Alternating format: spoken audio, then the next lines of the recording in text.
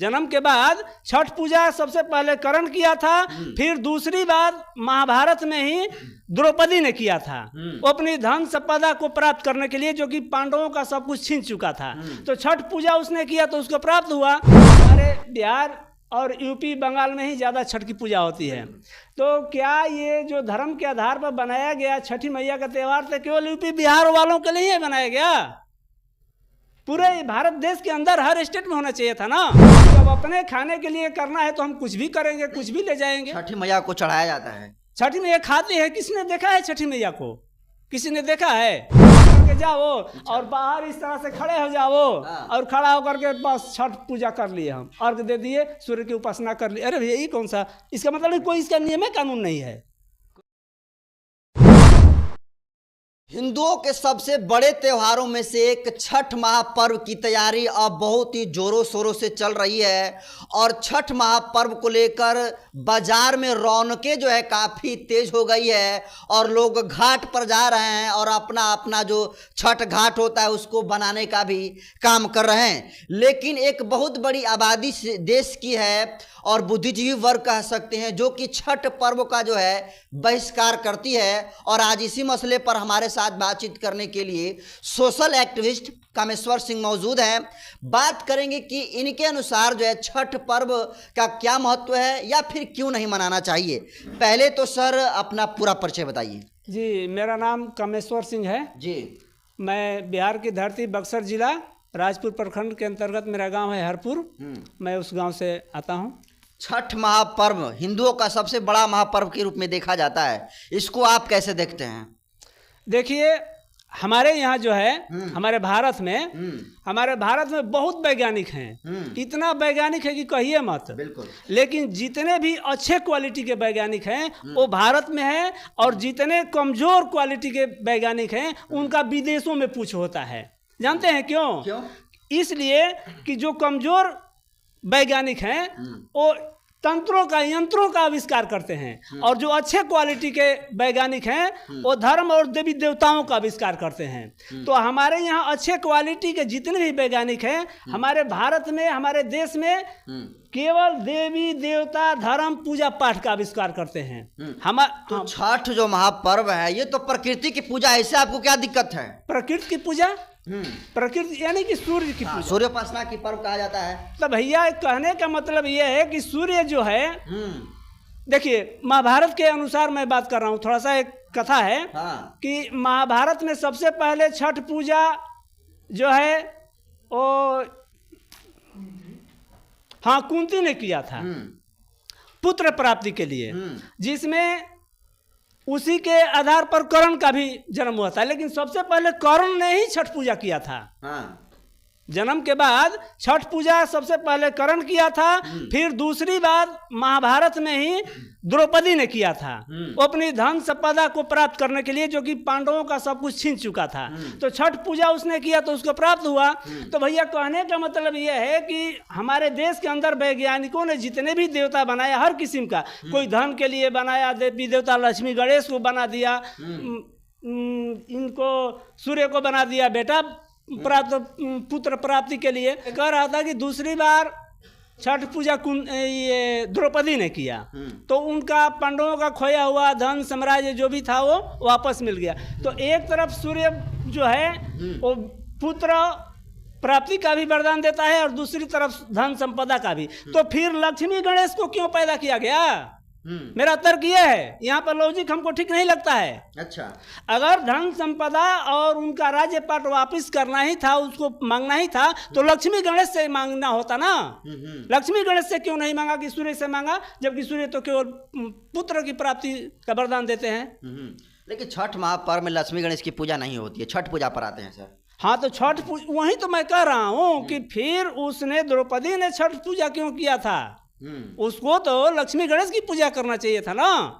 लेकिन नहीं, यहाँ पर इतना ढोंग और पाखंड को रच दिया गया है। अब देखिए, यह क्या है कि सूर्य की उपासना के लिए हमको जल में खड़ा होकर के जल देना पड़ता है। तो हमने यही अपने आंखों से देखा है। जब हम छोटे थे तो बहुत पहले हमारे बिहार और यूपी बंगाल में ही ज़्यादा छठ की पूजा होती है। तो क्या ये जो धर्म के आधार पर बनाया गया छठी मैया का त्यौहार तो केवल यूपी बिहार वालों के लिए ही बनाया गया? पूरे भारत देश के अंदर हर स्टेट में होना चाहिए था ना, लेकिन और अदर स्टेट में नहीं है। अगर हो भी रहा है तो बिहार के लोग ही जाके कर रहे हैं। छठी मैया आपको शराब दे देगी, इतना बड़ा भला बुरा आप कह रहे हैं छठ पर्व को लेकर। छठी मैया हमको शराब दे देगी तो हम पी लेंगे, हाँ। उसमें कोई दिक्कत नहीं है। अच्छा। हाँ, शराब पीने के लिए तो हम तैयार बैठे हैं। हम नीतीश कुमार भले ही बंद कर चुके हैं, वो अलग की बात है। हाँ। लेकिन जब हमारे देवी देवता देंगे तो हम तो शहर से उसको स्वीकार करेंगे, उस पर तो कोई सरकार भी नहीं रोक पाएगी हमको। तो आप तो हिंदू विरोधी लग रहा है महाराज। हिंदुओं का सबसे बड़ा महापर्व है छठ पूजा और आप हिंदू विरोधी बात कर रहे हैं। अरे भैया, हिंदू है कौन? आप हिंदू नहीं हैं। हम हिंदू नहीं है भैया। क्या हैं आप? हम तो एक मानव हैं, बस। मानव? हाँ, एक मानव है, हिंदू नहीं है। नहीं, हमको धर्म से कोई लेना देना नहीं है। हमारे नज़र में कोई धर्म है ही नहीं। जो धर्म, देखिए पहले समझिए धर्म का मतलब क्या होता है। धर्म वही होता है जो अपना धर्म पे चले। जैसे एक आदमी का, मनुष्य का धर्म है चावल दाल रोटी भात खाना, गाय का धर्म है घास खाना, बाघ का धर्म है मांस खाना। बाघ कभी अपने धर्म से अलग नहीं हो सकता है, चाहे वो मर जाएगा भूखे लेकिन घास नहीं खाएगा, चावल दाल रोटी नहीं खाएगा। ठीक उसी प्रकार से गाय अपने धर्म पे है, वो घास ही खाएगी, वो मांस नहीं खाएगी। लेकिन मनुष्य कहता है कि हम धार्मिक हैं, और गाय, मनुष्य कहता है कि हम धार्मिक हैं और मांस मछली मदिरा जो भी मिल जाए सब खा जाए। ये तो राक्षस है ना जी। ये अपना धर्म पर कहाँ है? जब इसका ये खुद अपना धर्म पर नहीं है तो इसका हिंदू धर्म चाहे कोई भी धर्म से मतलब क्या है? ये सब कोई धर्म ही नहीं है। तो सर आपका कहना है कि छठ महापर्व में पाखंडवाद है? बहुत पाखंडवाद है। अब देखिए, लेकिन हम रोकना चाहेंगे आपको। अगर पाखंडवाद है तो सूर्य उपासना का पर्व ये कहा जाता है, कोई जो है फल ले जाता है, कोई व्यक्ति फल ले जाता है, फल फूल की पूजा होती है, सूर्य की जो है अर्घ दिया जाता है, तो इसमें पाखंडवाद कहाँ दिखा सर? देखिए ना, पाखंडवाद की बात है ना, फल फूल की पूजा होती है, वो अपने खाने के लिए होती है। सूर्य तो खाते नहीं है। नहीं कि खाते हैं? नहीं खाते हैं। तो जब अपने खाने के लिए करना है तो हम कुछ भी करेंगे, कुछ भी ले जाएंगे। छठी मैया को चढ़ाया जाता है। छठी मैया खाते हैं? किसने देखा है छठी मैया को? किसी ने देखा है? अब देखिए, जल में खड़ा होकर के जल देना होता है सूर्य की, लेकिन यहाँ पर क्या है कि सब पहले तो शुरू में हम देखे थे अपनी आंखों से, जब छोटे थे तो, कि लोग जाते थे और सफेद वस्त्र पहन करके और तालाब में या नदी में खड़ा होकर के जल की उपासना करते थे, सूर्य की उपासना करते थे, जल देते थे और फिर बाहर निकलते थे। जल के अंदर ही अर्घ्य भी देते थे। लेकिन अब क्या हो गया है?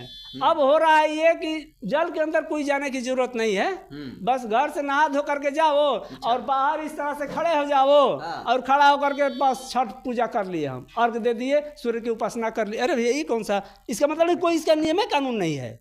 कोई नियम कानून? इसका कोई नियम कानून नहीं है। तो इतना बड़ा आबादी है, आपको लगता है कि पागल है, मूर्ख है कि जो छठ पूजा का मतलब व्रत रख रही है महिलाएं? देखिए, सब अंधविश्वास में बहके हुए लोग हैं। जैसा कि एक भेड़ का झुंड होता है, आगे एक भेड़ जाएगी, सारी भेड़ें पीछे पीछे बस उसी को। सर IAS IPS कई वैज्ञानिकों की पत्नियां तो करती है। सबसे ज्यादा वही मूर्ख लोग हैं जो अपने को IPS और पढ़ करके वैज्ञानिक बनता है, क्या कहता है, बहुत खोज किए हुए हैं। सबसे ज्यादा गलत वही और आडंबर अंधविश्वास पाखंडी वही लोग हैं।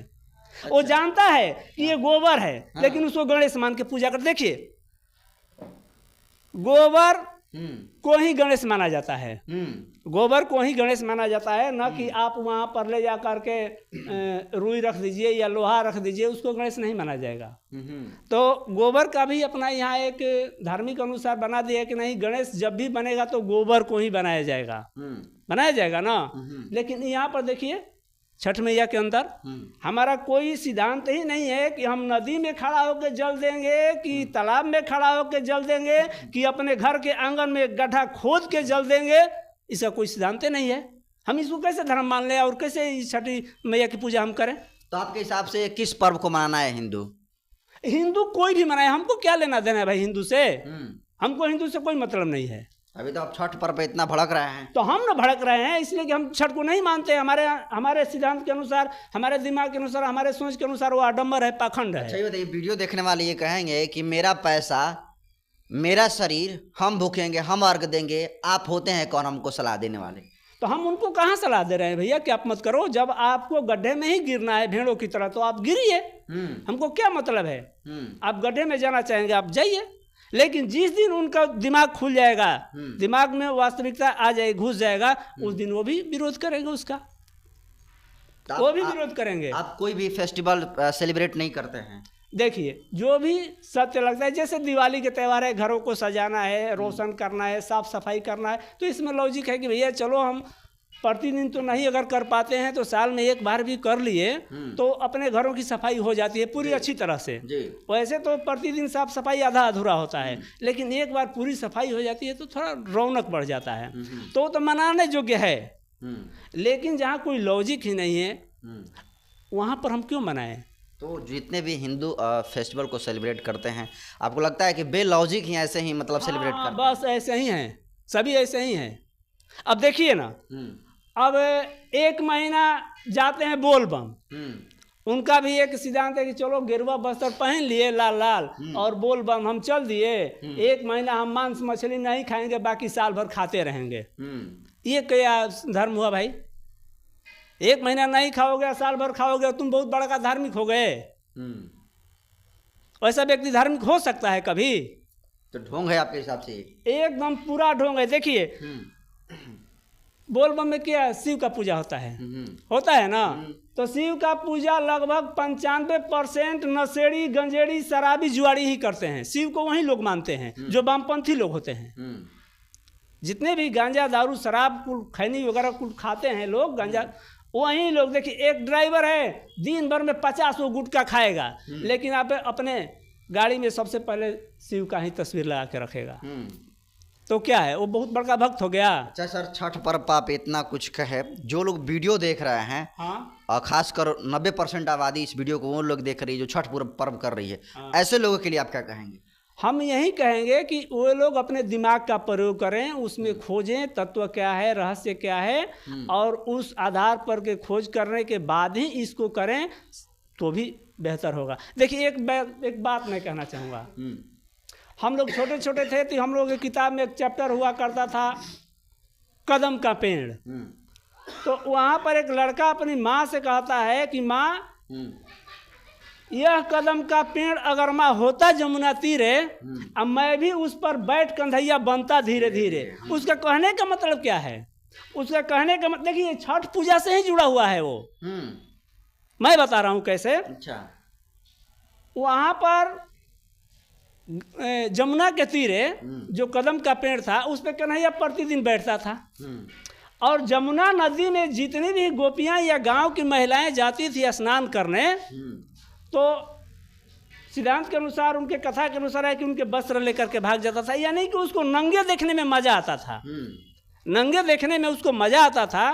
तो लड़का भी उसकी कहानी को सुन करके कल्पना करता है कि काश मैं भी नंगी महिलाओं को, लड़कियों को देखता तो कितना मजा आता है। इसीलिए वो अपनी माँ से कह रहा है कि माँ, यह कदम का पेड़ अगर माँ होता जमुना तीरे, मैं भी उस पर बैठ कन्हैया बनता धीरे धीरे, बड़ा मजा आता। और देखिए कहाँ से रहस्य छिपा हुआ है। कन्हैया को मानने वाले हैं तो आपका तो जमकर विरोध करने लगेंगे सर। सुनिए तो पहले, मैं बता रहा हूँ ना, विरोध करने से क्या होता है, जो उसको विरोध करना है वो करे, हमको कोई चिंता फिक्र नहीं है।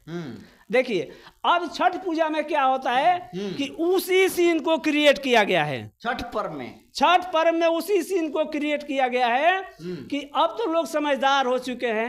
देखिए, अच्छा एक बात बताइए, सीन वाला बताइए, कैसे क्रिएट हुआ? बता रहा हूँ, मैं आ रहा हूँ। अगर आज कोई महिला है यहाँ पर, कोई लड़की है, औरत है, अगर उसको कोई लड़का ऐसे खड़ा होकर के सामने से अगर उसको देखने लगेगा तो क्या होगा उसके साथ? मारपीट शुरू हो जाएगी। मारपीट शुरू हो जाएगी ना। लेकिन यहाँ पर क्या है कि कन्हैया के साथ मारपीट नहीं हो रही है। कन्हैया के साथ मारपीट नहीं हो रही है, तो वो तो लीला कर रहे हैं भाई। और उसी सीन को यहाँ छठ में क्रिएट किया गया है। इस तरह से क्रिएट किया गया कि चलो अब तो कन्हैया का जमाना तो है नहीं, और नंगी बदन औरतों को हमें देखना है, तो कैसे देखेंगे भाई? तो छठ मैया को गढ़ दिया गया है।